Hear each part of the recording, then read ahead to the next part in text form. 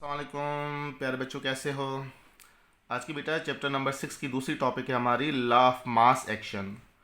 Law of mass action को हम equilibrium law भी बोलते हैं। अगर एमसीक्यूज आ जाए तो ये बात ध्यान में होनी चाहिए। Law of mass action are also called law of equilibrium या इक्विलिब्रियम लॉ। ये दो साइंटिस्ट ने दिया था बेटा, गर्लबर्ग एंड वेग ने। 1864 में ये ला दिया गया था। किसके मुतालिक था? रेट ऑफ रिएक्शन से कंसर्ट और कंसंट्रेशन से कंसर्ट था। चलें फिर डेफिनेशन की तरफ आते हैं। बहुत ही आसान डेफिनेशन है। The rate at which substance react is proportional to its active mass, यानी कि जिस रेट पर, चाहे वो रेट ऑफ रिएक्टेंट हो या रेट ऑफ प्रोडक्ट हो, जिस पे वो आपस में रिएक्शन कर रहे हैं, रिएक्टेंट आपस में रिएक्शन करके जो प्रोडक्ट बनाते हैं, जो आपस में मिसाल के तौर पर ए बी आपस में रिएक्शन करके सी बना रहे हैं, तो इनका जो रेट है वो एक्टिव मास पे डिपेंड करेगा। एक्टिव मास से डायरेक्टली प्रोपोर्शनल है। अगर इसका एक्टिव मास ज्यादा होगा, active mass is directly proportional. किससे डायरेक्टली प्रोपोर्शनल है बेटा? रेट ऑफ रिएक्शन से। जितना एक्टिव मास ज्यादा होगा उतना ही रेट इसका ज्यादा बढ़ेगा। And the rate of chemical reaction is proportional to product of active mass of reactant. Very important, ये सेंटेंस दोबारा गौर से सुनिएगा बेटा। इसके कहने का मतलब ये है कि अगर आप A and B, for example A B दोनों आपके रिएक्टेंट है और सी आपकी प्रोडक्ट है, अगर एक्टिव मास रिएक्टेंट का बढ़ाओगे तो प्रोडक्ट आपको ज्यादा मिलेगी। यानी कि रेट ऑफ सी जो है that is the directly proportional to active mass of A and B. अब एक्टिव मास क्या है, ये बात जहन में होनी चाहिए। एक्टिव मास को हम कंसंट्रेशन बोलते हैं बेटा। यानी कि कंसंट्रेशन रिएक्टेंट की जो है वो प्रोडक्ट से सीधी निस्बत रखती है और प्रोडक्ट की रिएक्टेंट से सीधी निस्बत रखती है। एक्टिव मास को कंसंट्रेशन मोल पर लीटर, मोल पर डीएम क्यूब से हम शो करते हैं। यानी कि these all are the same terms. मिसाल के तौर पर अगर मैं आपसे कहूं ए और बी की कंसंट्रेशन बढ़ाऊंगा तो सी की कंसंट्रेशन बढ़ जाएगी। एक्टिव मास को हम इंडिकेट करते हैं ब्रैकेट से। तो ए का एक्टिव मास जो है या फिर बी का जो एक्टिव मास है, अगर ये आप बढ़ाओगे तो आपको सी ज्यादा मिलेगा। यानी कि ए बी जो एक्टिव मास बढ़ाओगे, यानी कि रिएक्टेंट का एक्टिव मास बढ़ाओगे तो प्रोडक्ट का एक्टिव मास आपको ज्यादा मिलेगा। That is the concentration. Similarly अगर आप सी का एक्टिव मास बढ़ाओगे तो वो सीधी निस्बत रखेगी किसके साथ? रिएक्टेंट के साथ, यानी कि active mass of the A and active mass of the B. Derivation की तरफ थोड़ा फोकस कीजिएगा। मिसाल के तौर पर एक रिएक्शन दिया गया है, A react with B, M mole and N moles, formation of X mole of C and Y mole of the D. ये रिएक्टेंट है ए बी और सी डी क्या है? आपकी प्रोडक्ट है। तो रेट ऑफ जो फॉरवर्ड है, फॉरवर्ड रिएक्शन का मतलब क्या होगा? यानी कि सी एंड डी का ज्यादा बनना, वो सीधी निस्बत रखेगा active mass of A and active mass of the B. यानी कि दूसरे लफ्जों में अगर ए बी का एक्टिव मास बढ़ाओगे तो सी डी आपको ज्यादा मिलेगा। रेट ऑफ बैकवर्ड जो है, यानी कि बैकवर्ड का मतलब ये दोबारा बैकवर्ड होगा the reactant, directly proportional to the active mass of C and D, दोनों सेंसों में। यानी कि एक्टिव मास रिएक्टेंट बढ़ाओगे तो आपको प्रोडक्ट ज्यादा मिलेगी, प्रोडक्ट का एक्टिव मास बढ़ाओगे तो आपको रिएक्टेंट ज्यादा मिलेगी। तो प्रोपोर्शनलिटी को हटाते हैं K1 और इस सेंस में प्रोपोर्शनलिटी को हटा के K2 इंट्रोड्यूस कराते हैं। तो K1 जो है वो K2 के बराबर रहेगा। तो डेरिवेशन के हिसाब से अगर हम बात करें तो K1 रेशो K2 जो है वो एक नया टर्म हमने इंट्रोड्यूस कराया, दैट इज द Kc। अब बहुत सारे बच्चे के Kc क्या है? C is the concentration, K is the constant at equilibrium. Concentration constant at equilibrium. कैसी है क्या? It is the ratio active mass of the product and active mass of the reactant. कोई अगर आपसे पूछे कैसी क्या है तो दोबारा सुनिए, कैसी इज द रेशियो। किसका रेशियो है? Active mass of the product and active mass of the reactant. अगरचे इनके मोल्स हों तो याद रहे ये मोल जो है वो in the form of powers में आप रखोगे। एक्स मोल हो, वाई मोल हो, जहां जेड मोल हो तो आप उसके पावर में रखोगे। तो K1 K2 का जो रेशियो है वो बना किसके? कैसी के। और कैसी एक्चुअली क्या है? आपका concentration constant at equilibrium, it is the ratio, किसका ratio, active mass of the product and active mass of the reactant. अब आते हैं केसी एक्सप्रेशन की तरफ आते हैं। केसी एक्सप्रेशन का मतलब क्या है, केसी को एक्सप्रेस किससे करते हैं। अगर मैं आपसे कहूं कि जी एक्सप्रेस द केसी PCl5 जो कन्वर्ट हो रहा है PCl3 में, Cl2 में, या फिर carbon monoxide plus oxygen formation of carbon dioxide, इनका केसी आप कैसे एक्सप्रेस करोगे। तो जैसा कि हम डिस्कस कर चुके हैं, केसी किसके बराबर होता है, केसी बराबर होता है active mass of the product. तो पहली क्वेश्चन में प्रोडक्ट क्या है, PCl3 है, तो आप लिखोगे PCl3 ब्रैकेट में बंद। फिर दूसरी प्रोडक्ट क्या है, जरा फॉर्म में लिखोगे, या ये बात जहन में चाहिए, जरा फॉर्म में लिखोगे Cl2। रिएक्टेंट क्या है, PCl5। तो that is the correct answer your first. दूसरे का आंसर क्या होना चाहिए, 2CO2 प्रोडक्ट पे आंसर, केसी प्रोडक्ट अपॉन रिएक्टेंट, प्रोडक्ट क्या है 2CO2, तो CO2 के 2 मोल्स हैं, तो 2 आप अपने पावर के फॉर्म रखोगे, तकसीम कर दो 2CO, यानी कि पहले आएगा CO स्क्वायर एंड ऑक्सीजन जो है वो सिंगल मोल है, तो इस पे इस तरह से रखोगे। तो that is the correct expression of the KC. KC के अगर प्रॉब्लम्स दिए जाए आपको, तो which is the correct answer, तो ये बात जहन में होनी चाहिए, product divide by reactant, it is active mass of product, active mass of the reactant. इनकी कुछ लिमिटेशंस है बेटा, वो बात अपने जहन में बिठा दे कि इनकी लिमिटेशंस क्या है, कैसी किन रिएक्शंस की हम शो नहीं कर सकते। तो ये बात आपने दिमाग में बिठानी है कि कैसी सॉलिड फॉर्म में और लिक्विड फॉर्म पे, और लिक्विड फॉर्म में हम एक्सप्रेस नहीं करते हैं। बहरहाल आगे हम डिस्कस करेंगे। तीसरी पॉइंट जो है इसकी, that is the unit of केसी।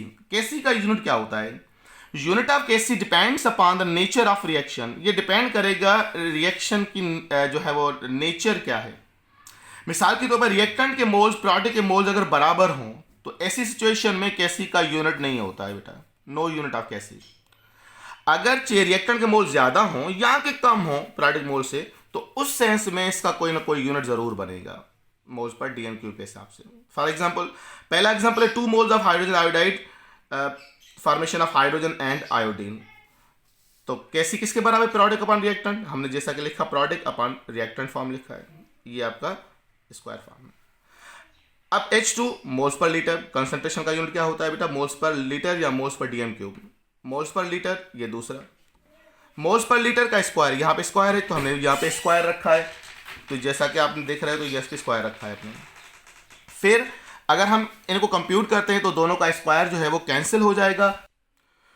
तो जैसा कि कैसी हमने लिखा प्रोडक्ट अपॉन रिएक्टेंट, प्रोडक्ट पे 1 मोल हाइड्रोजन है, हमने लिखा मोल्स पर लीटर, 1 मोल आयोडीन मोल्स पर लीटर, ये क्या आपका स्क्वायर है मोल्स पर लीटर का स्क्वायर, तो मोल्स पर लीटर का स्क्वायर, ये पे स्क्वायर स्क्वायर स्क्वायर आपस में कैंसिल हो जाएगा। तो ऐसी सिचुएशन में नो यूनिट। जब मोल्स दोनों के बराबर हो, यहाँ पर देखिए इसके 2 मोल्स, 1 मोल, इसके भी 2 मोल, अगरचे मोल दोनों के बराबर हो तो इस सिचुएशन में कैसी का कोई यूनिट नहीं बनेगा। अब अगर मोल्स कम ज्यादा हो, रिएक्टेंट के ज्यादा हो या प्रोडक्ट के ज्यादा हो, तो ऐसी सिचुएशन में इसके यूनिट क्या बनेंगे, 2 moles of ammonia, formation of nitrogen and 3 moles of hydrogen. तो प्रोडक्ट में क्या है, 1 मोल नाइट्रोजन, तो moles per litre of nitrogen, 3 moles of hydrogen moles per litre का क्यूब बना। Product reactant 2 moles per litre का स्क्वायर।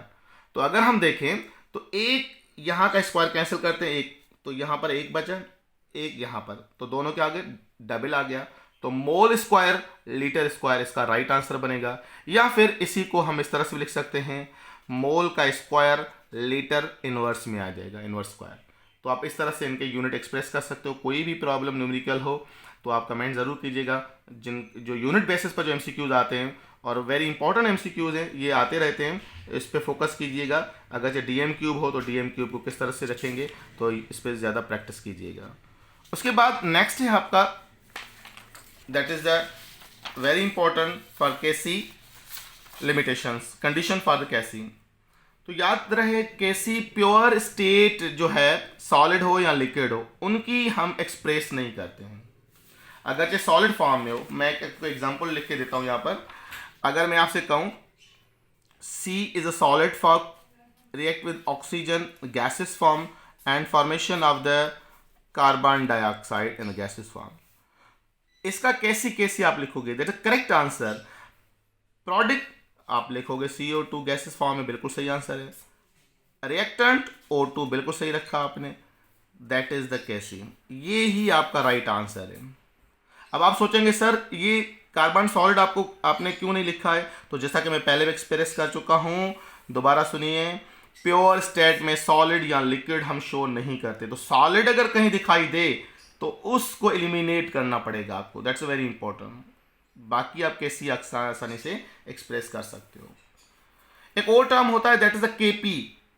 अब P क्या है, partial pressure of the gas.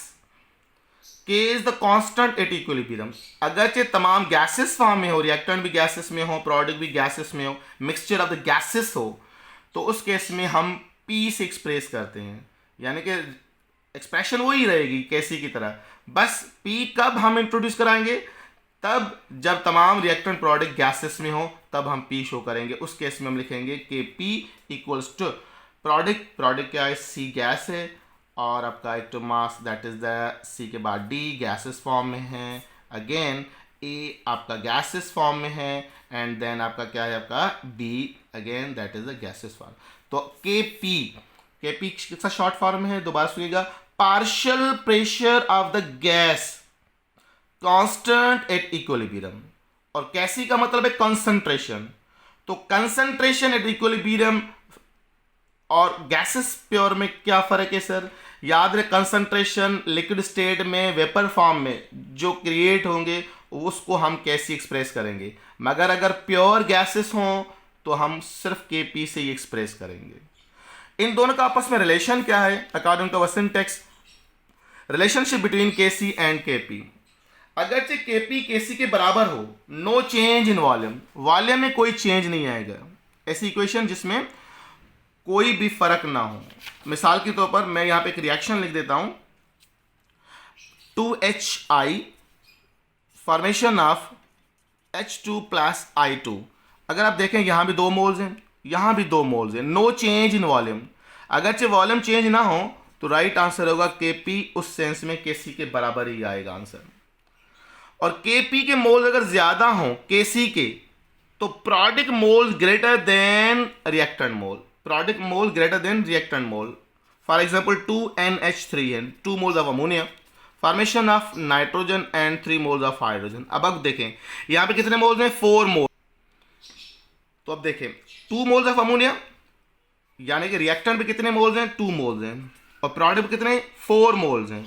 तो इसका मतलब क्या हुआ, इसका मतलब हुआ कि प्रोडक्ट मोल्स जो हैं वो क्या है, लेस देन रिएक्टेंट मोल्स हैं। अगर ऐसी सिचुएशन हो तो उस केस में राइट आंसर क्या होगा, Kp is greater than Kc, यानी कि Kc के मोल्स अगर कम हो और Kp के मोल्स ज्यादा हो इन टर्म्स में, तो ऐसी सिचुएशन में आप क्या करोगे, प्रोडक्ट मोल जो है लेस देन रिएक्टेंट मोल, Kp ग्रेटर देन Kc। तो इसका मतलब क्या होगा, प्रोडक्ट मोल जो है वो लेस देन रिएक्टेंट मोल, प्रोडक्ट के जो मोल्स हैं वो लेस देन रिएक्टेंट मोल्स होंगे। इसको रिवर्स कर दें, इस इक्वेशन को रिवर्स कर दें, सॉरी, आप लिख दे N2 plus 3H2 formation of the 2NH3। अब देखो रिएक्टेंट के मोल्स क्या हैं, 4 मोल्स हैं, प्रोडक्ट के मोल्स कितने हैं, 2 मोल्स हैं। तो इस सेंस में रिएक्टेंट मोल ग्रेटर देन प्रोडक्ट मोल्स हुए हैं। तो ये आपका बनेगा condition number 2, Kp greater than Kc। Kp कब ज्यादा होगी, जब प्रोडक्ट के मोल कम होंगे रिएक्टेंट मोल से, और Kp लेस देन Kc, इसका मतलब प्रोडक्ट मोल ग्रेटर देन रिएक्टेंट मोल। तो ये 3 कंडीशन है, ये अमूमन MCQs आता भी है आपका एंट्री टेस्ट में, तो बस इन पे फोकस कीजिएगा। अगरचे मैं ऐसी इक्वेशन लिखूं जिनमें प्रोडक्ट के मोल्स ज़्यादा हों रिएक्टेंट मोल्स के, तो उस केस में Kp लेस देन Kc होगा। अगर प्रोडक्ट के मोल्स कम हो, रिएक्टेंट के मोल्स ज़्यादा हो, तो Kp ग्रेटर देन Kc होगा। अगर जो दोनों के मोल्स बराबर हों तो Kp is equals to then Kc। Next इंशाल्लाह बेटा हमारी टॉपिक Kc से कंसर्न होगी, Kc के न्यूमेरिकल्स किस तरह से सॉल्व करेंगे। इंशाल्लाह मैं Kc के कुछ एग्जांपल आपको ज़रूर दूंगा, Kc के प्रॉब्लम किस तरह से हम सॉल्व करते हैं। तो नेक्स्ट लेक्चर इंशाल्लाह मेरा अपलोड होगा about the Kc with respect of their problems and simple tricks. अपना ख्याल कीजिएगा, अल्लाह हाफिज़ बेटा।